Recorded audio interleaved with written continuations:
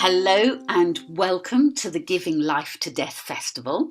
My name is Glynis German and I'm delighted to be joined by my guests, Dali Messenger III, who's in Melbourne, Australia. Hello, Dali. And Rosalie Kuyvenhoven, who's in London, England. So welcome to you both. Hello, And to our listeners, thank you for joining us at this special event, which forms part of our nationwide Giving Life to Death Festival, now in its second year. It was a festival born out of a pandemic upon discovering the many wonderful individuals and organisations who work in and around the often misunderstood topic of death.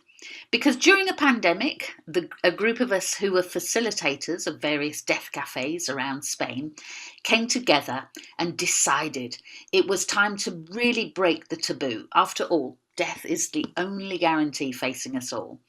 And the pandemic showed us many things, not least the irony of an obsession with numbers of the daily deaths, yet no one was actually talking about death. So today I'm joined by two professionals from the world of celebrancy. They're both celebrants from different parts of the world and at different stages of their career. And so it's an honour for me to have them here to talk about ceremony. Rosalie Kuyvenhoven is an award-winning celebrant. She's a celebrant tutor and a death cafe facilitator. Her company is called Rituals Today. She's had careers in theology, consultancy, learning and development, and now helps people mark transformational life events. Having Rosalie as my guest fills me with an enormous amount of pleasure because she and I actually trained together in 2015 with Fellowship of Professional Celebrants in the UK, and to have seen Rosalie grow from that training, and she is one of the celebrants I really look to who has just such a wonderful creativity and sensitivity. So it's an honour to have you with us today, Rosalie. And we have Dali Messenger III. Dali has been a priest, a teacher, a successful magazine publisher. He's the author of numerous books and a thorn in the side of many during his lifetime. He was the first person ever to apply to become a civil marriage celebrant under the provisions of the new Commonwealth Marriage Act of Australia in the 1960s. And so by the 1970s, he was one of a group of marriage reformers who helped persuade the reforming Attorney General Lionel Murphy to introduce civil marriage celebrants in Australia. And in 1995, he established the International College of Celebrancy and took his responsibilities for competency standards seriously over the years that he has been a civil celebrant. So to Dali Messenger, celebrants like Rosalie and myself, we wouldn't be here today if it weren't for you. You've been truly involved in the Civil Celebrant programme, and not only in Australia, but in the UK, in the USA, and in English-speaking countries around the world. And I know that Rosalie is as excited as I am to be in the same room with you, Dali. So welcome to you both. So Thank you, Glynis. I think we have to start with the question, because we are here in Spain. I'm in Spain, and you're joining me here in Spain for this festival. And so we are hearing the terms in Spain for Master of Ceremony, narrators, speakers, officiants for ceremony. So the question has to be asked, and I would like to invite both of you to tell us, what is a celebrant and who is the celebrant? So let's start with Rosalie, because she's been around just 6 years, and then we'll hear the wisdom of Dali. But Rosalie, what is a celebrant? What's a celebrant? Thank you for the question, Glynis. So just to provide some context, I'm based in the UK, in London. And as you already mentioned, I started this career about 5-6 years ago, initially part-time alongside my office job, and now I'm doing it full-time. And basically, what is a celebrant? Well, in my view, it's someone who co-creates a meaningful ceremony for those who are bereaved, people who have lost someone dear to them, and they're not particularly churchgoer or go to any other, place of faith to celebrate a life and to mourn their death, but they do want to have something meaningful based on their own personal values and beliefs. So what I do as a celebrant is really try to understand, when I work with my clients, who are you? What are your beliefs? What were the beliefs of the person who's died? What's important for you to help you say your farewells and pay tribute to that life, and also mark the first steps on your ongoing life but also with that person, because in a way people live on in memories or our hearts or whatever phrase they use to make it meaningful to them. And sometimes people also do believe in the afterlife. So it's basically working with everything that people I work with give to me. And then as a celebrant, I'll give that back on the day of the funeral. I write a script. I help them find the music that's meaningful, find them, sometimes they want poetry or readings, but also symbolic rituals, like writing a message together to the person who's died. Or you ask people to bring a single flower, and together we create like a bunch of colourful flowers for that person. So just a few little examples of how we co-create something that is beautiful in the most distressing of times. So I think what a celebrant does is provide guidance, support, but also comfort. And I think it's a reassurance that's okay, that in your grief you can find beauty and positive moments. Who is a celebrant? I think it's really, having said all of that, you can hear that there's a lot to that profession. So you not only need to have knowledge of rituals, of what a ceremony is, of public speaking, of how to talk to people who are bereaved, so knowledge of bereavement theories and models and how to apply those in that specific situation. Listening skills are terribly important. I think most of the time I just sit and listen and try to understand what happens in between the words. And that's why meeting in person is so important with the people involved, because then you can really understand, you can listen and hear and feel and sense the dynamics that are going on behind those words. And seeing someone in their own space, like, pointing at photos or some meaningful objects in their house, helps to build that picture and story of the person. So knowledge is really important, but also skills like public speaking skills, listening skills, as I said, and also to some extent project management skills, because as a celebrant we are responsible for the ceremony part, so that the music works, that a chapel attendant knows what's happening, that the funeral director knows, from the ceremony perspective, what's expected from them.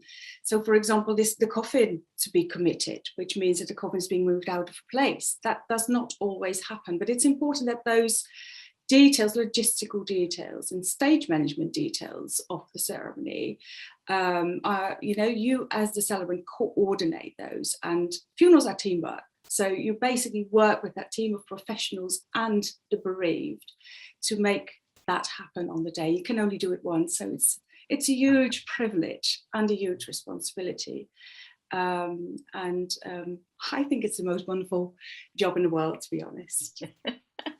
Thank you. I'll pause here. And it's thanks to Dali, because of course, Dali, when you started, this was news. So from what Rosalie has said, it's interesting that you had your year as a priest, so you had some, experience of ceremony. But for you, what is a celebrant? And who? I first of all want to say that I don't think I could upstage Rosalie there. That a beautiful grasp of what we're about. My time as a priest was very short, and actually it really provided me with a guiding criteria of what not to do. When I was appointed by Lionel Murphy, there were about 40 of us, and you two would be very pleased to know that this was a how would you call it, a radical reformation, because Lionel Murphy appointed mostly women. I was one of the few odd males that somehow got past, And then those days, all ceremony providers were men. Right. And the men, people said to me, men and women, well, how can a woman do a ceremony? You know, it was really quite, but Lionel Murphy was extremely far-sighted. And when I was the one man on 11-person committee he appointed. So you can imagine how I've had to try to survive in that. Anyway, what happened? It was all about marriage at first, and there was some talk originally about funerals, but they were normally done. The only non-religious funeral or anything approaching it was done by the Salvation Army. If you weren't a believer and you said that you left it in your will and you told everyone, I don't want a mealy-mouthed clergyman saying any words over me because I'm not a believer, you were the funeral director, funeral directors still have too much power. They dress nicely, they've got their patter, but they don't understand it the way an active celebrant does, because you're meeting the people, and as Rosalie just said, sometimes you sit with them for 2 hours, 3 hours, 4 hours, 5 hours. And I've walked out of the house and I've got home and the people said, we're ringing up to thank you very much. And I said, look, haven't done the job yet. Yes, you have. Doesn't matter how bad this funeral you could do. The fact that you listened to us and we were able to talk has really, my mother's now sleeping soundly and so on. Yeah. So we learnt those lessons by listening to people. And what happened originally in Australia, I'm ashamed to say, was that death and taxes were the taboo subjects. You never spoke about them. And consequently, when with the whole, I did this wedding for a girl, I didn't realise I'm a bit thick. She was very thin, and I thought, gee, she's thin, and she looked a bit wan, and she was dying of cancer. And 6 weeks later, she died. And I still know the guy, that husband. This is July 1975, and I said, Roy, I do marriages, but we don't do funerals. I mean, the fact that I've been a priest didn't come into this in any way. But he said, well, you're doing this one, whether you like it or not. So I floundered. I've still got a copy of it, and it's, compared to what we've learned in the meantime, it's been. So I went into, Rosalie said, you walk into a home, you get an idea of the values and the people and what's important to them. Well, she had Buddhism circulars on a wall, and she had stuff stuck on a fridge, and I talked to the young husband, of course, and I was pretty young myself. And so we patchworked something together. Now, you know that funerals of young people really draw a crowd. Yeah. Well, this particular funeral director had a fairly large, La Pines, at a place called, it doesn't matter anyway, I forget the name of the place now, but the people started to accumulate in the yard. And luckily he had some kind of, some kind of speaker system, which was pretty rare in those days. And so a lot of people heard the funeral in the yard. And because I had such an audience, I kind of, did the best I could. And after the funeral was over, this is the first funeral by a civil celebrant ever, was this one I'm talking about now, by me. And people lined up. People queued up to tell me how much it meant to them. Wow. And one guy said, this is more important. He took me by the shoulders and he said, this is more important than marriages. You've got to do this. You've got to do this. This is this is what I'm kind of like trying to survive. Anyway, so then I went back to the celebrant meeting. Marriage, it was called the Marriage Celebrant meeting, and Lionel Murphy had made me the first secretary, and I said, well, this is what happened, and I kind of feel we provide the philosophical basis for providing a marriage should also be the philosophical basis for providing a funeral or any other sort of ceremony. If people need ceremonies, not just marriage ceremonies. Yeah. I was held down. Actually, I was voted. People.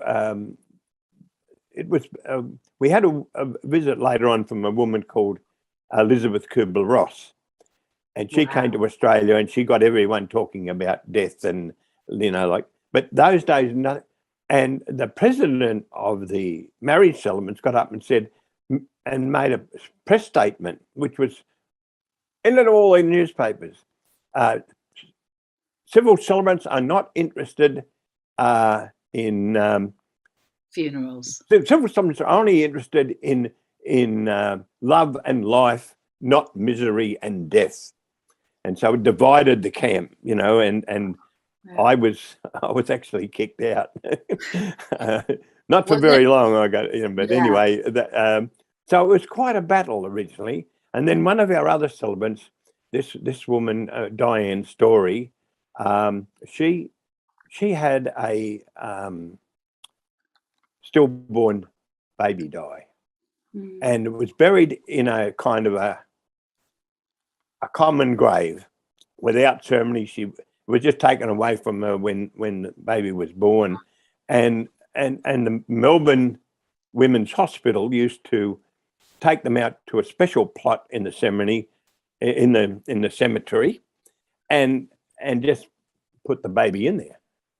So years later, Diane Story put a small ad in the Melbourne Age, that's our newspaper, saying, look, I'm a civil celebrant. Since my baby died, civil celebrants have started. I want to have a ceremony for my baby. Wow. And if anyone else would like to join me, hundreds came, and then we started to realise then these sort of incidents started to make us realise how important, as Rosalie was saying, how important a ceremony is, and an appropriate ceremony is to record the life. And I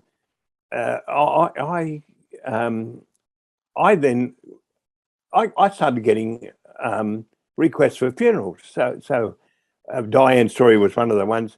The marriage celebrants wouldn't join us at that stage. The marriage celebrant said, we want nothing to do with it.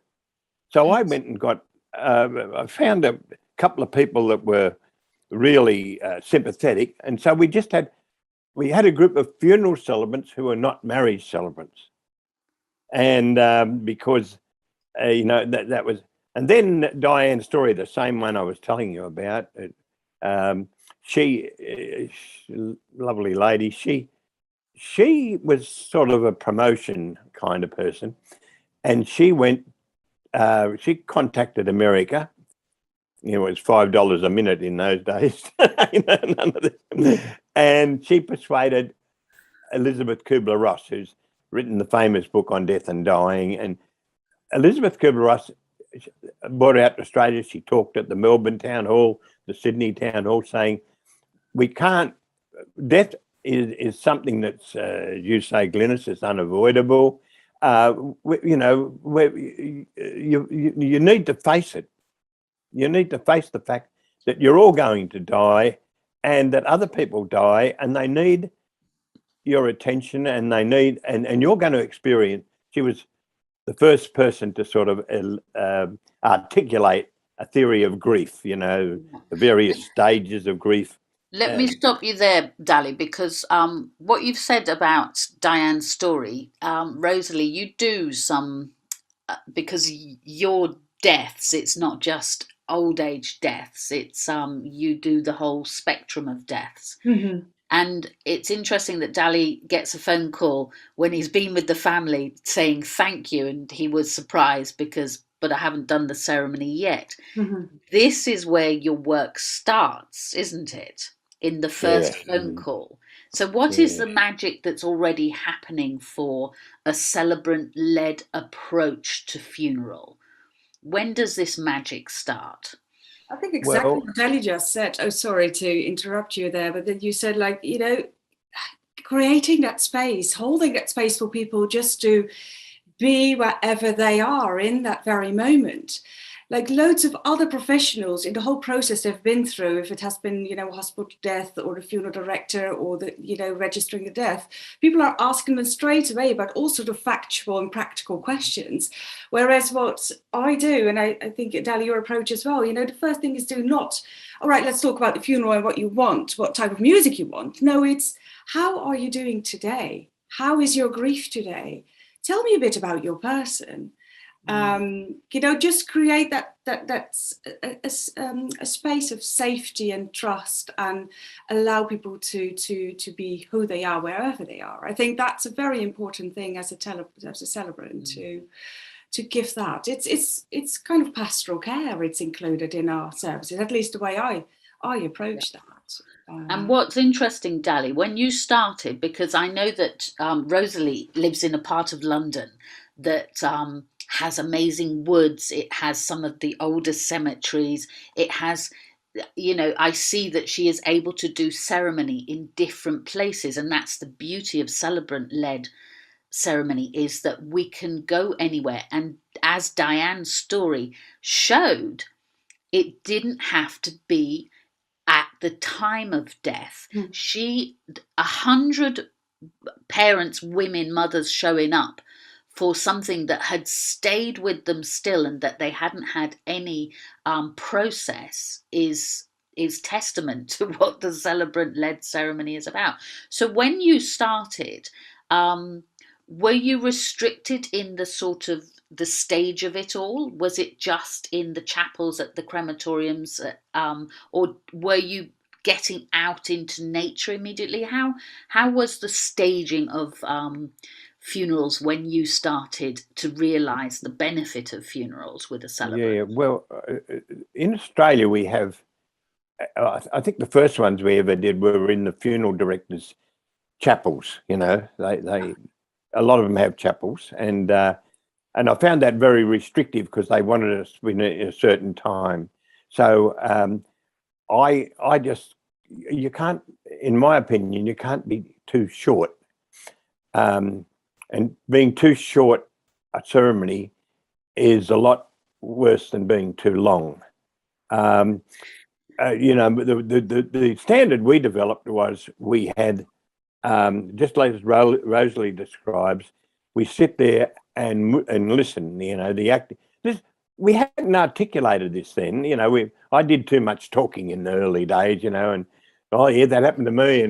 But then after a while, boom, you just listen. Do you mind if I take a few notes? Oh, and you sometimes just listen for hours, and then what's the substance of the funeral is the eulogy.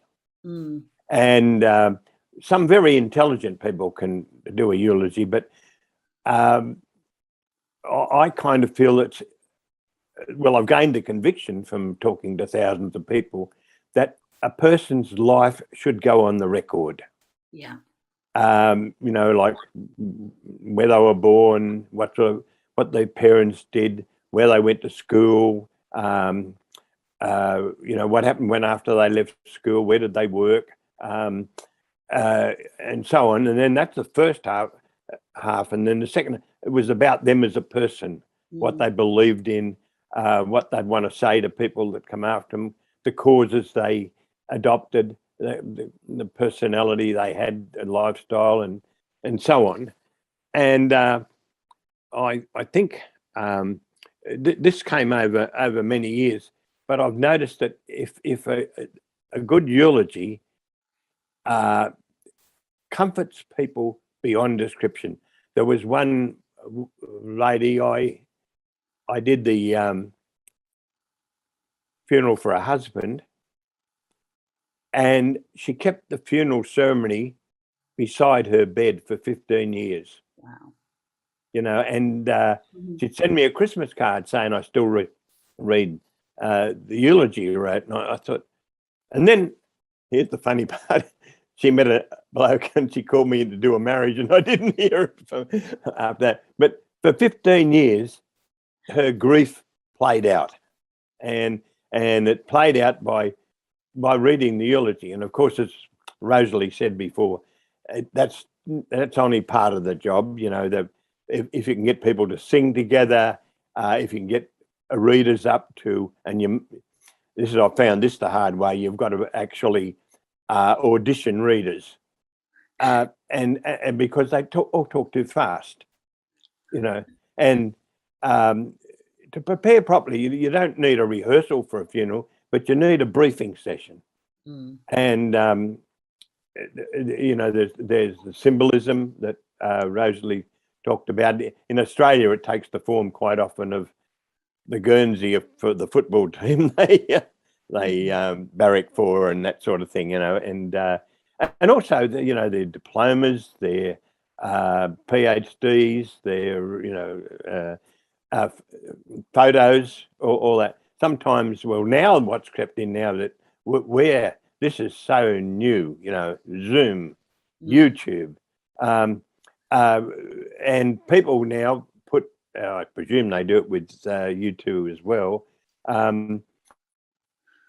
They put together the whole slide. Family love spending time collecting photos, and they put it on a video, and we call it time of silence, and the music in the background, and the photos of the life of the person, and that's pretty new, but it's now almost de rigueur for a really well personally prepared funeral.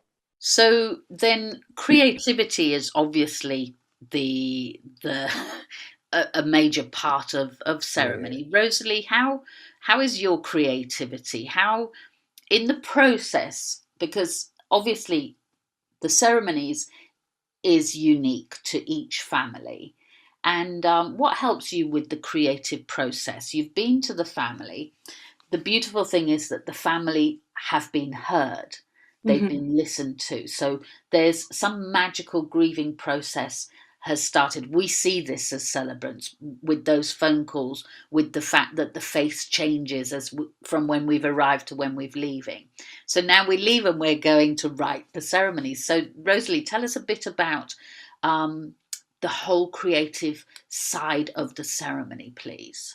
It's always giving back what the people give to you first. So I will never do some creativity for the sake of creativity. I think it has to be meaningful to them. And I often pick up on things that people say. So for example, a couple of weeks ago, I did a funeral for a herbalist. So she was very much into herbs, and the family was like, we're not quite sure if we can say a few words ourselves, if we're too shy on the day, too upset. And said, well, instead of saying a few words, what we could do, if she was into herbs, we can make little posies of, for example, rosemary and another flower, and you can place that on her coffin instead of saying words, pay your tributes during the service in that way. And they loved that idea because it picked up on their mum being an herbalist, and the rosemary is a symbol of remembrance as well. So it brought together those pieces of meaning into something that they could do. You know, not everyone is wordy or feels comfortable speaking things, but they then could pay their respects in that sense. Sometimes a bit more, you know, families already have ideas. So I worked, one of the most incredible funerals I did this year actually was for a surrealist artist. So it was quite an extreme character. And I spoke to the family, and, you know, usually I've got my typical structure of the service because it helps to guide them in their thinking. But we were talking about him doing all these surrealist installations and artworks and things. And I think, you know what? A typical structure doesn't work at all for this man.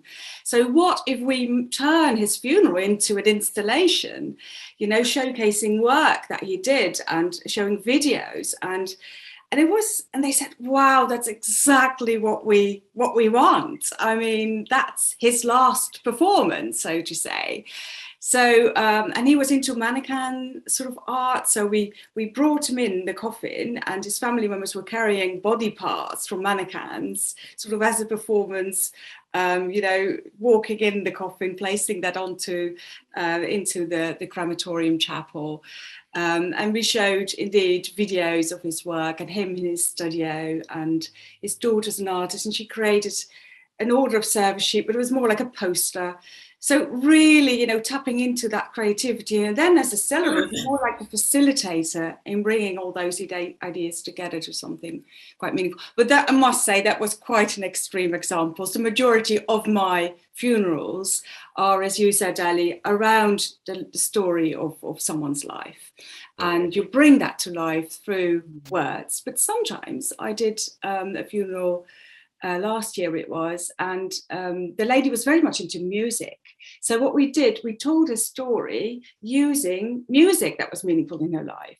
So a sewing machine, there's a song about a sewing machine, and she was into sewing. So we played that little song, and then we told a little anecdote about her sewing and how she had knitted, scarf and pulleys for all her family members.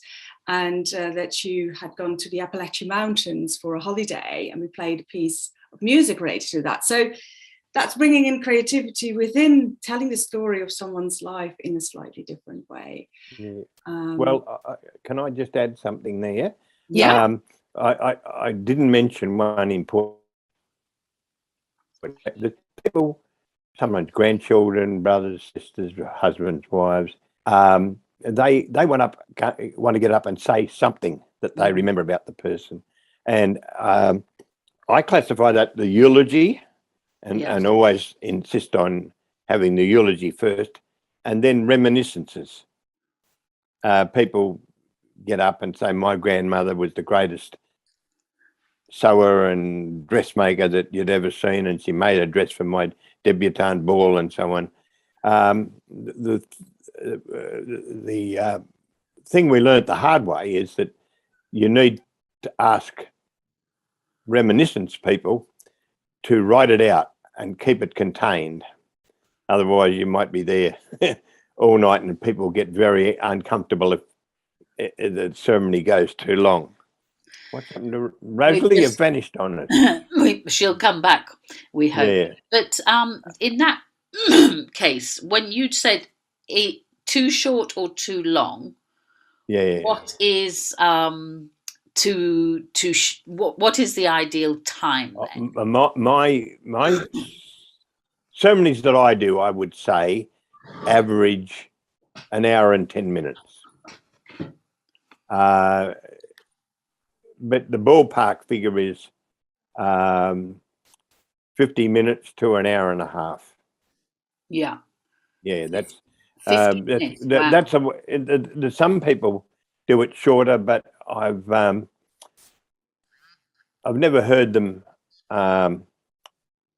highly praised. Put it that way, Okay. Yeah, look. The celebrants that do much shorter, mainly because of money.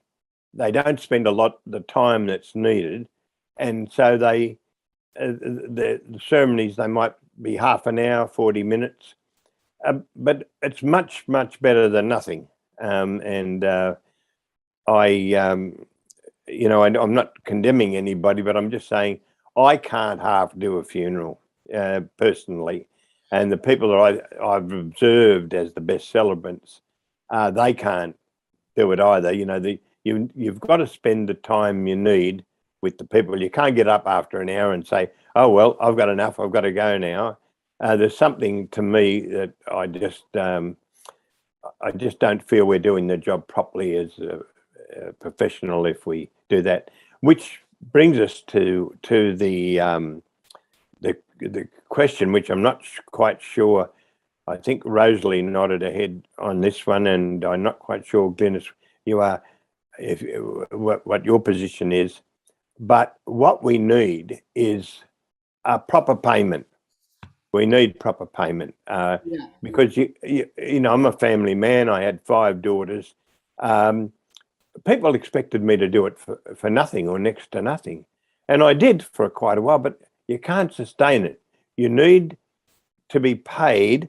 I don't mean a lot of money. I mean what you'd pay your washing machine mechanic, or your gardener, or your personal trainer.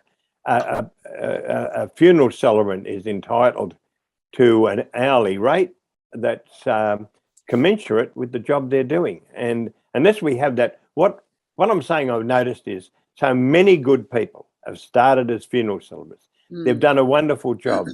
They've been sort of the Rosalies of yesteryear. And then one day they get up and say, I can't do this anymore because they haven't been paid enough, and they're exhausted. They've had to do too many funerals, and consequently, wonderful people, really wonderful people who had skills in creative writing and had that sensitivity that Rosalie speaks about, going into a home. They knew educated, they knew poetry, they knew prose quotations, they knew music, and so it's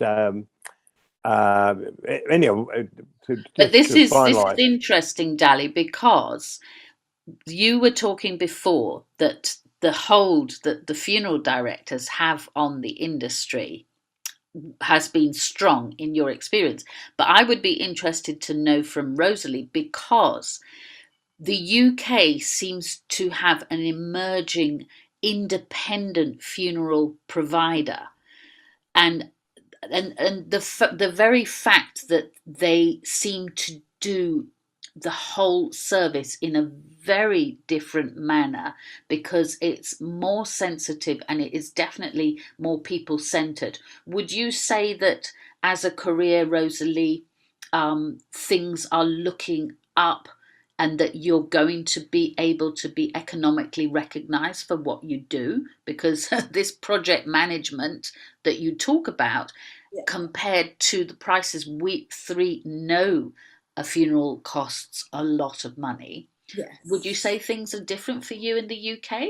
Well, it's my biggest challenge in my work as well, to get that sort of monetary recognition. I mean, I've got a mortgage, I've got 2 kids, is my income. And it's not enough, to be honest. I'm lucky enough to have a husband we work it out together. But I am working really hard for myself, at least, to, as you said, Dali, an hourly fee. What I work with is a basic fee, sort of standard fee, which is sort of in line with what the going rate is. But then on top of that, an hourly rate for the additional work that I do, for additional hours put in, etc., which works quite well for me. But even then, and I think the issue here is, and I'm really passionate about, what is a funeral about? What is it for? And I think the ceremony part, that transformational event where you walk into a crematorium chapel or a burial site or wherever you do the ceremony with a body, with a coffin, and you leave that place without that coffin, without that sort of physical presence of that person. That's huge. And I think what a ceremony does is, provide a container for that event, what's happening there, which is vital, not only if you believe in a soul and afterlife for the person who's died, but also most importantly for the people involved who are there, the living, who have to acknowledge the fact that their person has died and find ways to continue their lives without that person. And I think in a lot of the perception of funeral directors, what they do is key. And I think the way it works in the funeral business, at least in the Western world, the body is a central part. So the disposal of the body, so to say. So because that's a legal requirement, right? That we have to at some point bury or cremate the body. And the funeral directors got that sort of, and we don't, because we don't talk about that and we don't own that process as people, we just outsource that to a funeral director. And they can do and charge whatever they need because it's something that you have to do. So I think they've got that monopoly on the care and the logistics around the body when it comes to the funeral. Whereas I think what is the most meaningful part in all of that? Of course, it is, the care of the body and being with your person. and it is a ceremony. And I think there should be a better balance between the different services provided in that whole process. And, you know, the way it works here in the UK is that people go to a funeral director because they haven't quite often not thought about what happens when we die and what do I want. And they've no clue. So they do know the funeral director on the high street, they've seen their shop, and they go into that shop and they don't compare prices or services, just go with whatever that funeral director advises. And if they're lucky, it's a really good funeral director and they're fair and they have value for money and they're very transparent about what they offer. But if they're not so lucky, they just pay thousands of pounds for something that maybe is not adding any value at all. And that's where the independent funeral directors come in. So indeed, you're right. So you've got, like in the UK, you've got the corporate firms, which are obviously in the end just really about making money out of their business. And you've got the upcoming the independent funeral directors, which are often female-led, as you said, quite small, but really focusing on, okay, what does this, you know, the people who are organising this funeral, what do they need? How can we make it as meaningful and beautiful as possible? And they also source their celebrant differently. So, you know, I'm not the right celebrant for any family. Exactly. And an independent funeral director, those I work with, will really talk to the family, get a sense of what type of celebrant is right for you. Mm-hmm. And then they would introduce me, but also 2 or 3 other celebrants. So the family is in control. And I'm saying family here, but sometimes, you know, obviously it's not family arranging, but let's say the people are organising the funeral. Whereas the corporate firms often have 1 or 2 celebrants on their books. Yeah. Whatever family, whatever their wishes, they just, you know, send that celebrant off to the person. And I think it would be, and I think that is changing now, that not the funeral director's got that monopoly, but that the people need to be owning this process. Exactly. Like your festival is such a brilliant example of how we can educate each other, making them aware of the options, and that you don't have to rely on a funeral director to have a good funeral. Go and think what your wishes are, talk to celebrants, to end-of-life doulas, to funeral professionals, and see what is right for you. And exactly. And I, as a celebrant, more and more people come to me when they're end of life or they've lost someone dear to them, and they say, "Can you give me some advice?" And I say, "Of course, And that my first piece of advice is go and meet at least 2 or 3 funeral directors. Yeah. And see who is the right one for you." Yeah. I have a sorry. Yeah. I wonder, Ali, though, if, because we're starting now here in Spain to change things, and when you started, when the whole funeral celebrancy came in for you, what would you really focus on for us here to make this change, to bring about celebrant-led ceremonies? Where would what would you say, God, don't do what we did, maybe do this? What would you say? Well, if you're selling insurance, or you're in one of those pyramid schemes that what's the name? Multi-level marketing. Multi-level marketing. MLM. And you go into a friend's house and they say, "Oh God." But if you're a celebrant, everyone wants to know you. Yeah. So what I advise my students, and a few of them take a bit of notice of me, I advise all my students to make a list of their relatives, friends, and then add to it, and Rosalie, you'd be in a position to do this, so would you, Glenys. Everyone you've done a ceremony for, you put them on a database. And the marketers say every 3 months, but whenever you can, you send out an email newsletter, and you state very clearly, in the unfortunate event of a death in your family, please contact me first. And then this happened to me recently, and when a celebrant goes to a funeral director, rings them up and says, "Look, I've got a family. They've entrusted me to find a funeral director. This is what I want. This is the fee I'm charging. Are you the funeral director for me, for us? And the whole world is turned on its head when that happens. Oh yes, Tully, we we'll look after you and we'll do this and that.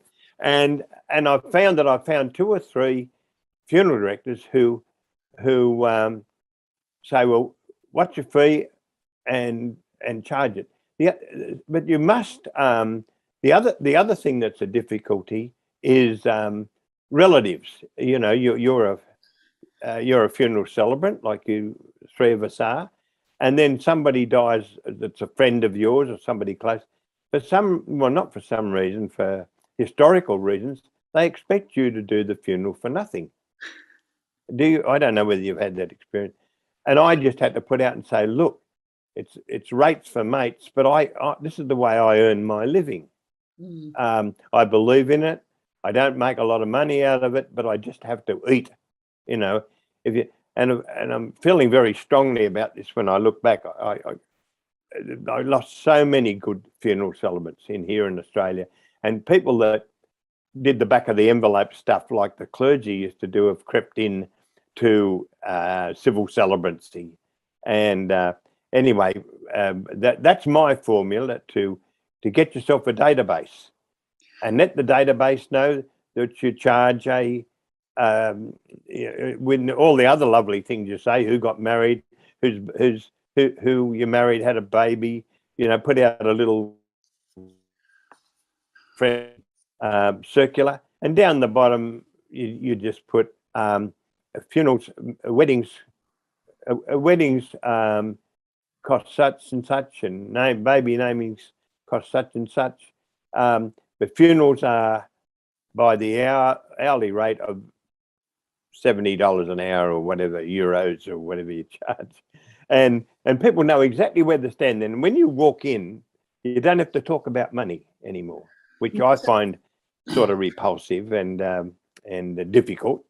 But that's the way I've solved it. And a lot of my, not a lot, quite a few, because I'm finding that a lot of people find it very difficult to get to the desk and make a database. So let me, this makes me realize, of course, part of the issue within our industry is knowing our self-worth, and that begs the question: should everybody be a celebrant? Because the industry has attracted some celebrants who it's almost like a hobby.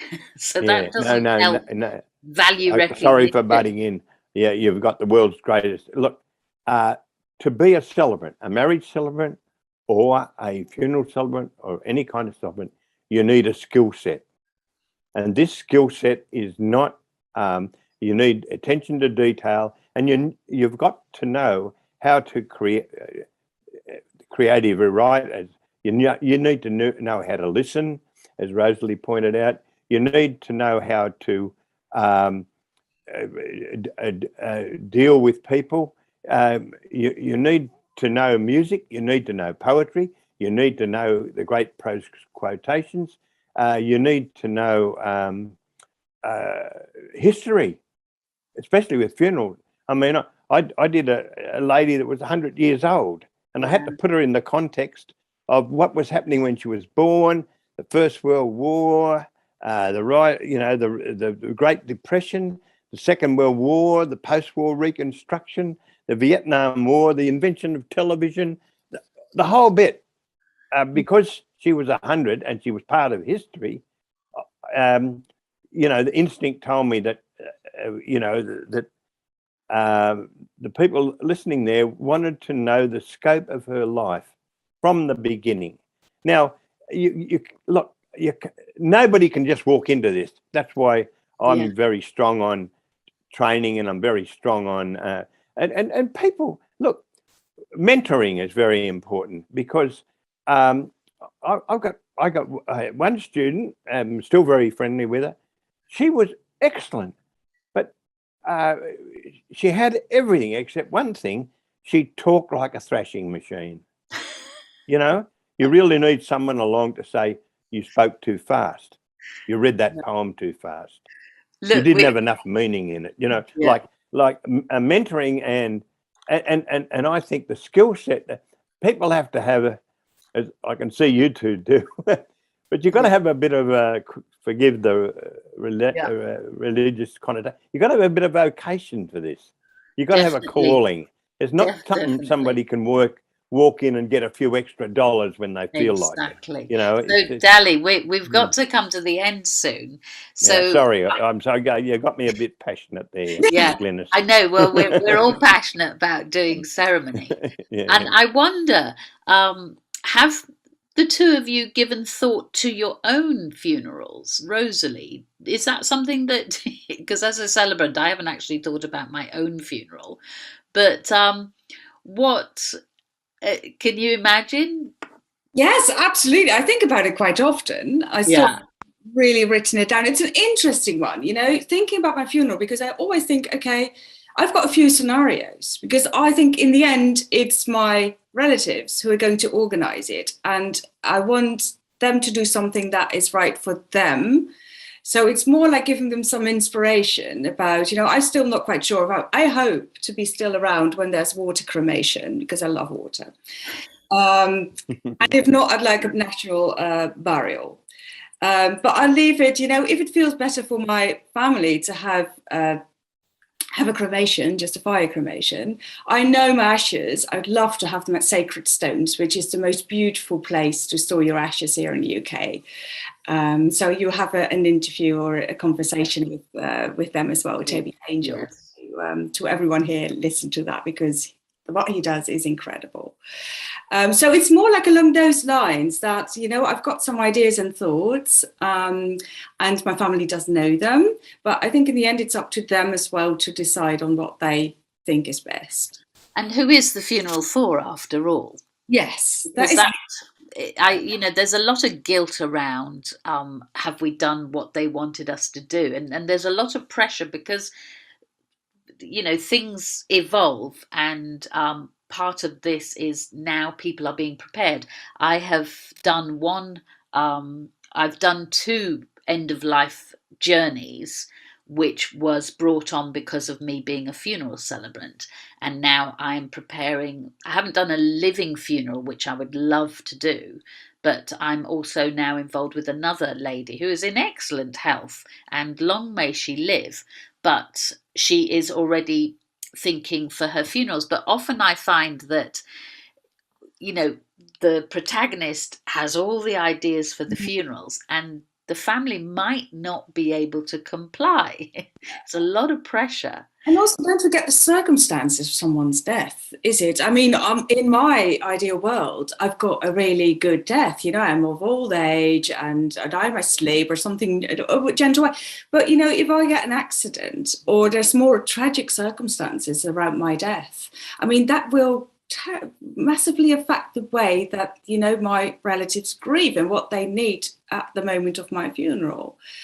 So, yeah, but I think it's having that conversation is the key thing, and have that chat with the people dear to you. It's really helpful to, because in the end, it's all about, when I think about my funeral, it's playing the music that I love dearly now here in my life. So it always inspires me to listen to that beautiful track and say to people, look, you know, have a listen at this track because it's one of my favourites. And what about you, Dali? Have you given it thought? Well, I've left some instructions, but I do have a wife who's an excellent celebrant, and I've got a daughter who's an excellent celebrant.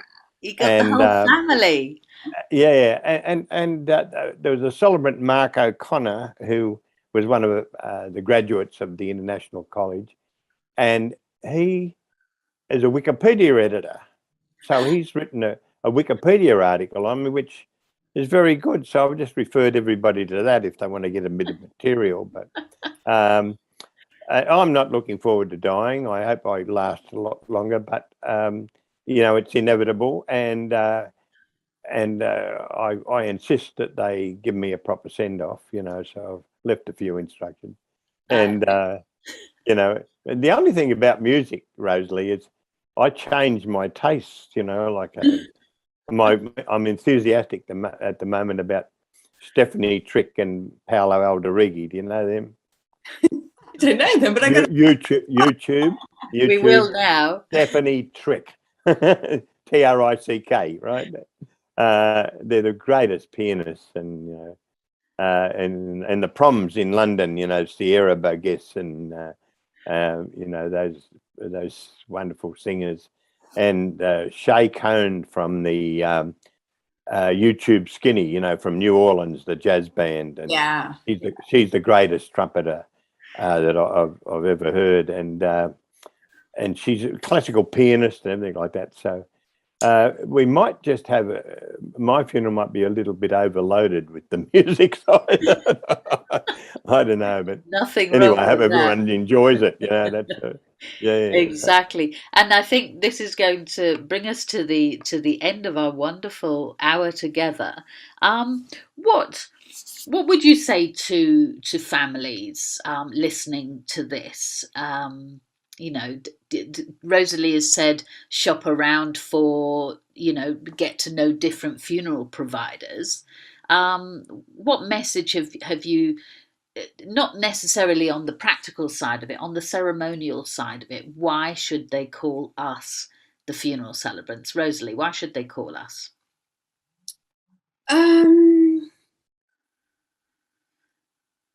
I think they should call us when they care about having a funeral that cares about their needs and wishes.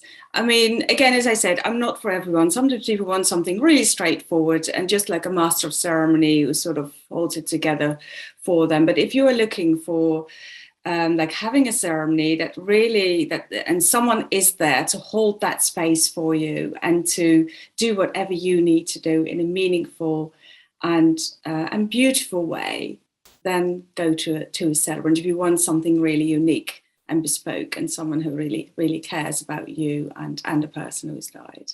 Thank you, Rosalie. Dali, what would you say? Why should they call us? I would be very strong on advising anybody to contact the funeral celebrant first and ask them to find the right funeral director, because most people, it's a big advertising, it's big money, there's big firms involved, and people can get sucked in by that, and I don't think they should be. I think that the funeral celebrant, the celebrant, is somebody they should learn who are the professionals, who'll do what they want, and who'll choose the right people to assist him or her.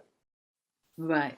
Well, to Dali Messenger III, all the way from Melbourne in Australia, and to Rosalie Kuyvenhoven, all the way from London in England, Rituals Today and the Celebrancy College, I thank you for being here, talking about ceremony and being part of a wish here in Spain to break the taboo around death and to bring ceremony to a part of life that deserves, as you said, Dali, a good send-off.